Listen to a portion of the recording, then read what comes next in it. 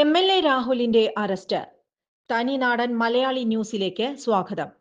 ഒരു എം.എൽ.എയെ പാതിരയ്ക്ക് അറസ്റ്റ് ചെയ്ത രീതി തുലനം ചെയ്തു നോക്കിയാൽ ഇതിന് സമാനമായി കാണുക ഡൽഹിയിൽ മോദി പോലീസ് നടത്തിയ നിരവധി അറസ്റ്റ് നാടകങ്ങളാണ്.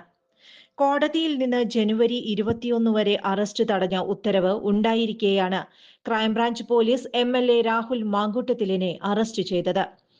കോടതി അലക്ഷ്യ നടപടിയെന്ന് തോന്നിപ്പിക്കുന്നതിനാൽ പോലീസ് 24 മണിക്കൂറിനുള്ളിൽ രാഹുലിനെ വിട്ടയച്ചേക്കാം. എന്നാൽ വേറൊരു കേസിൽ പ്രതി ചേർത്തതെന്ന് പറഞ്ഞ് ന്യായീകരിക്കാൻ പോലീസിന് സാഹചര്യമുണ്ട്. എം.എൽ.എ. എന്നുള്ള ആനുകൂല്യം മാത്രമല്ല, കോടതി ഇടപെട്ട കേസിൽ അതിനെ ലംഘിച്ച് ഇത്തരത്തിൽ പാതിര അറസ്റ്റ് നടത്തുന്നതിന്റെ ആവശ്യം കോടതിക്ക് മുന്നിൽ ബോധ്യപ്പെടുത്താൻ പോലീസിന് എളുപ്പമാകില്ല. കേരളത്തിൽ ആദ്യമായിട്ടായിരിക്കും വീഡിയോ കോളിൽ പരാതി നൽകിയതിന്റെ അടുത്ത നാളിൽ ഒരു എം.എൽ.എയെ അറസ്റ്റ് ചെയ്യുന്നത്. മുമ്പ് അറസ്റ്റ് നടത്തുന്നതിന് രാഹുൽ മുങ്ങി നടന്നുവെന്ന ന്യായം.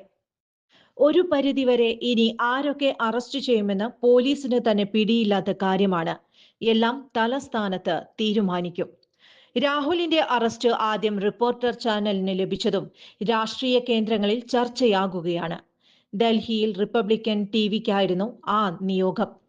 എന്തായാലും രാഹുലിനെ അറസ്റ്റ് ചെയ്തത് കോടതിയിൽ നിലനിൽക്കില്ലെന്നാണ് നിയമവിദഗ്ധർ ചൂണ്ടിക്കാട്ടുന്നത്.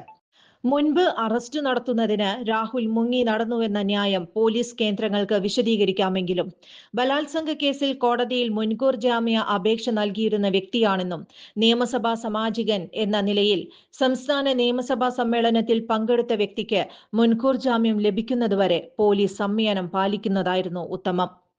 ശബരിമല തന്ത്രിയെ അറസ്റ്റ് ചെയ്തതിന്റെ ക്ഷീണം മാറ്റാനാണ് രാഹുലിനെതിരെ പാതിര അറസ്റ്റ് എന്ന് വ്യാഖ്യാനിക്കുന്നവരും ഉണ്ട്.